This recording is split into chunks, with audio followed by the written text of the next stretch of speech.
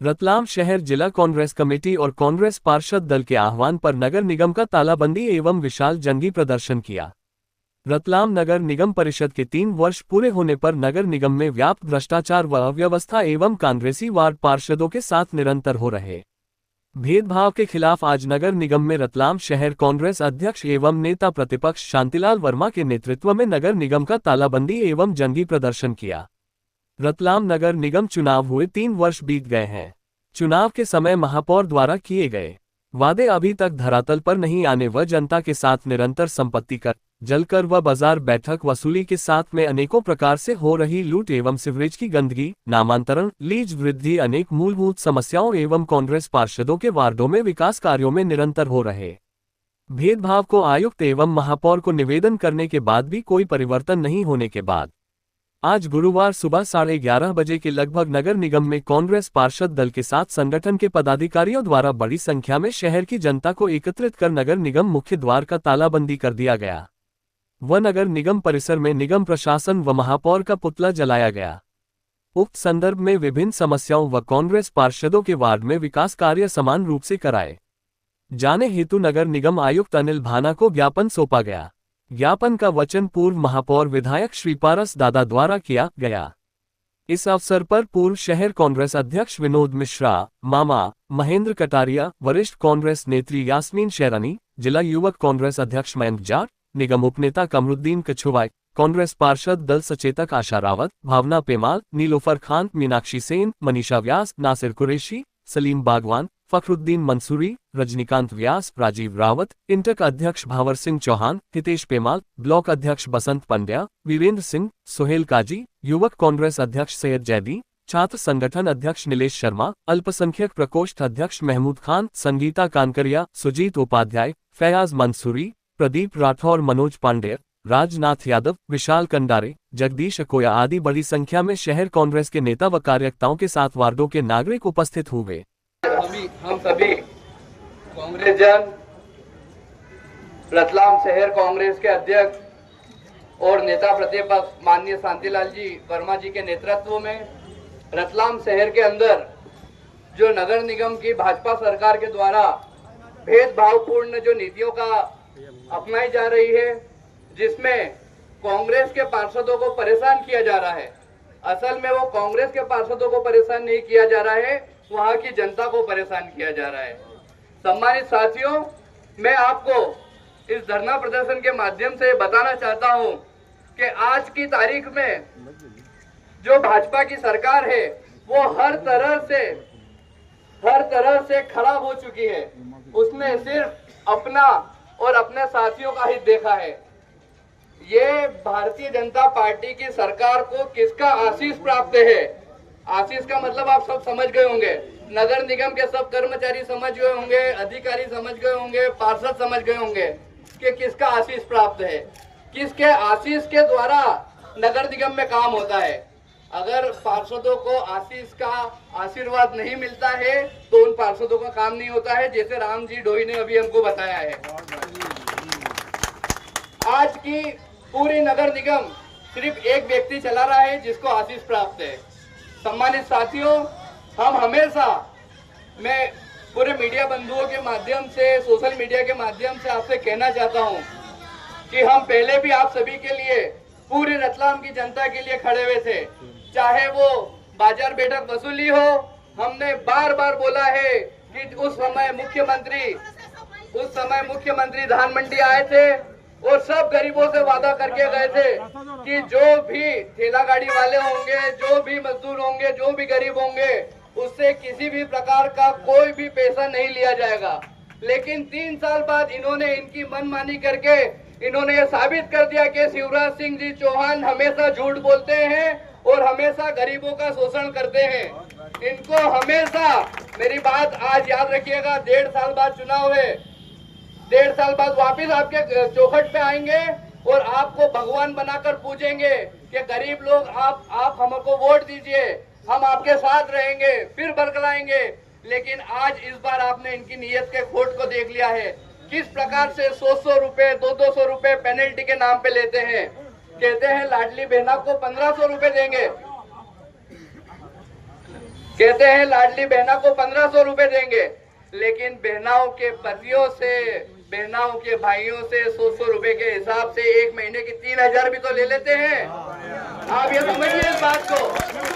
Smart meter के नाम से कैसा वसूली हो रही है बिजली की, 3-3 हजार रुपए, 6-6 हजार रुपए।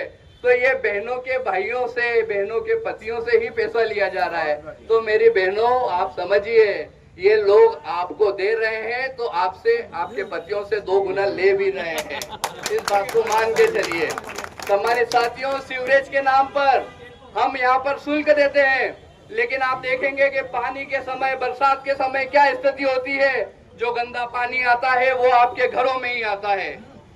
ऐसी दयनीय स्थिति है। यहाँ पर आप देखिए जो भ्रष्टाचार चल रहा है, जिस भ्रष्टाचार की हम बात कर रहे हैं, त्रिवेणी के मेले के अंदर नगर निगम के अधिकारियों को खुलेआम उस गरीब महिला ने, उन गरीब लोगों ने बोला था कि यह आदमी में से पैसा लेता है। जब उसके ऊपर कार्रवाई की बात हुई, तब के तत्कालीन सिटी इंजीनियर जायसवाल साहब ने उसको दोषी ठहराया था, लेकिन बाद में मिली भगत से उस अधिकारी को वापिस रखा गया है। किस हिसाब से रखा गया है? यही काम अगर ये नवरात्र के मेले में करेंगे तो हम अभी से उन्हें बता देते हैं कि अगर बिल्ली आंख बंद करके दूध पीती है तो वो ऐसा नहीं सोचे कि उसको कोई देख नहीं रहा है। तो मालिक साथियों, मैं आपके माध्यम से, आप सभी के माध्यम से, सोशल मीडिया के माध्यम से कहना चाहता हूं कि एक बार हमारा साथ देकर दीजिए। जो हम कांग्रेस वाले आपको वचन देंगे उसे पूरा करेंगे। 1.5 साल बाद महापौर के चुनाव है, परिषद के चुनाव है। आज ये कांग्रेस की तरफ से हम सब आपको वादा करते हैं कि बाजार बैठक वसूली किसी भी प्रकार से नहीं होगी, मतलब नहीं होगी।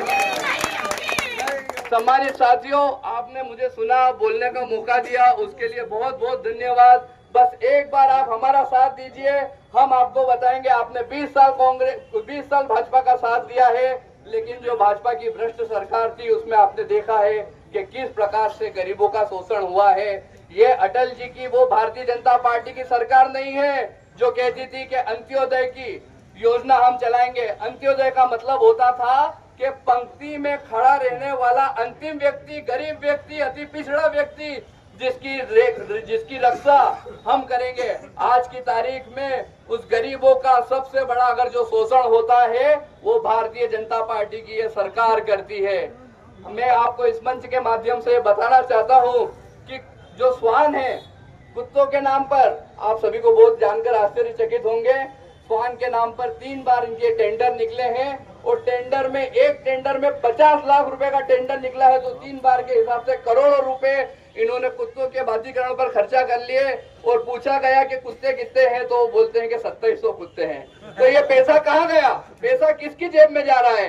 ये सब इन भ्रष्टाचार और इन निकम्मों की जेब में जा रहा है। सम्मानित साथियों, मैं आपको इस मंच के माध्यम से कहना चाहता हूं कि एक बार कांग्रेस का साथ दीजिए और हमारे कंधे से कंधा मिलाकर, क्योंकि हम तो हमेशा आपके साथ खड़े रहते हैं, हर विपत्ति में आपके साथ खड़े रहते हैं। लेकिन एक अवसर आप कांग्रेस को अवश्य दीजिए और हम इस शहर की जो दुर्दशा है उसको सही करेंगे और उसको अच्छा करेंगे। मुझे नहीं मालूम कि कब यहाँ पर मिनी स्मार्ट सिटी बनी है और मिनी स्मार्ट सिटी से कब ये शहर महानगर हो गया है, लेकिन ये शहर मध्य प्रदेश के पिछड़े शहरों में जरूर आ गया है। भ्रष्टाचार की एक नींव का आप देखिएगा, यहाँ पर सामने खजूर के पेड़ लगाए गए थे 10-10 फीट के, ये कैसे गायब होते हैं? कितने रुपए उसमें लगे हैं? 15,000 का एक पेड़ लगाया था। 10-10 फीट के जो पेड़ लगाए थे, आज वो पेड़ गायब हो गए हैं। उसका पैसा कहाँ है? चोरी और मुहर्रम के माध्यम से 90 लाख रुपए निकाले गए हैं और वो पैसा भी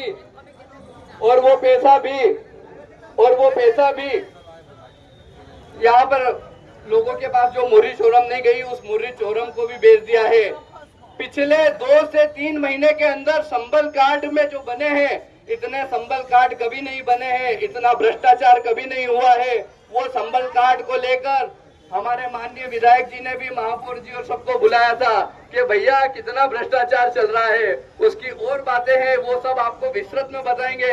लेकिन एक बार आप सभी से निवेदन है कि हमारे नगर अध्यक्ष शांतिलाल जी वर्मा का हाथ मजबूत करिए, कांग्रेस का हाथ मजबूत करिए और देखिए हम जब कंधे से कंधा मिलाएंगे तो इस रतलाम को अच्छा और आदर्श रतलाम बनाएंगे। बहुत और गेट के ताला भी लगाया गया। हाँ, रतलाम नगर निगम जो इस प्रहलाद पटेल के कार्यकाल का 3.5 वर्ष के लगभग समय होने आ रहा है।